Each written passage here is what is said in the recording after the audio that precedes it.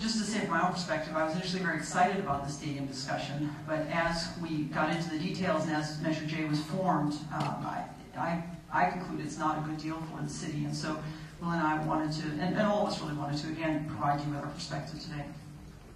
My concerns involve cost, debt, risk, as well as impact for our neighborhoods, impact on city services, and quality of life. So the first is regarding the construction costs.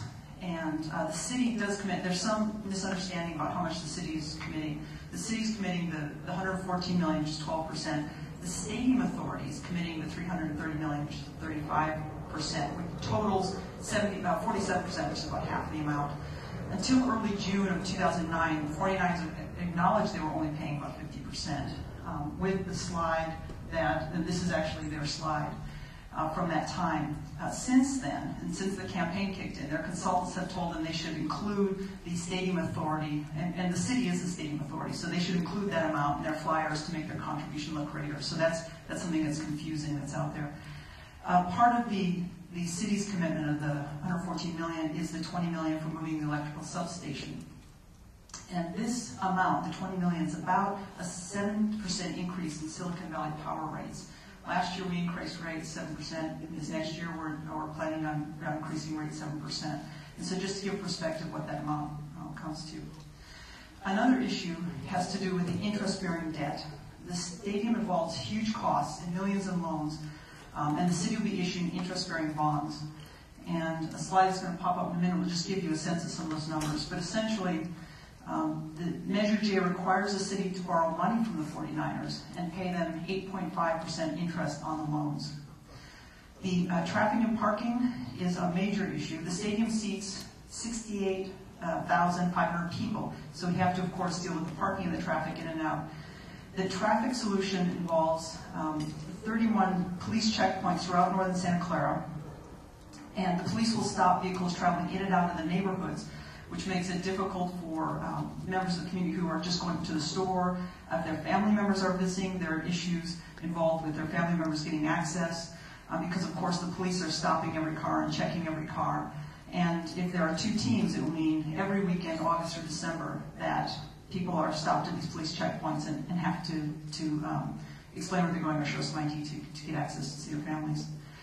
The stadium project only provides 13% of the required parking, and so the stadium authority, again the city, is responsible for finding, negotiating, and managing the parking, including some of the pregame, the tailgating. And the 49ers, however, set the amount of money that the city can charge, and so if we need more money to do that work, we're going to be in trouble. Fans driving around looking for the dispersed parking is going to be very challenging, because essentially the police are going to have to manage half the population of Santa Clara on game days, if that is a fully filled stadium. And that will include both the 49er and Raider fans, and there's also different issues that come up in terms of some issues come up with the fan base.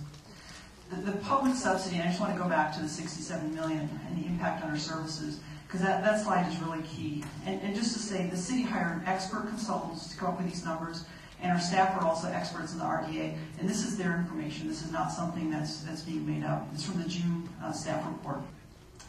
The no impact to general fund is a little bit of a word game, I would argue, and I just want to give a sense of comparison. It's like if you had direct deposit to your bank account from your paycheck, and it's as if it was redirected from your paycheck to another source, in this case the stadium. So that's what we're looking at with the $98 million being, again, redirected away from the city's general fund. The city's general fund is our pocketbook.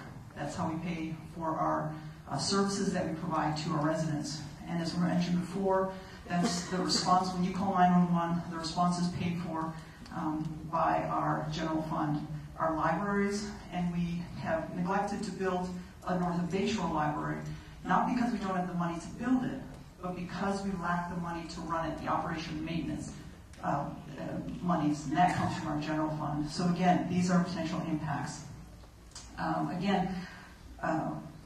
The general fund is really key. This year we're facing a 10%, a huge budget deficit, $15 million. It's a 10% cut we're going to have to make in our budget this year. So it's not like we're rolling in a lot of money.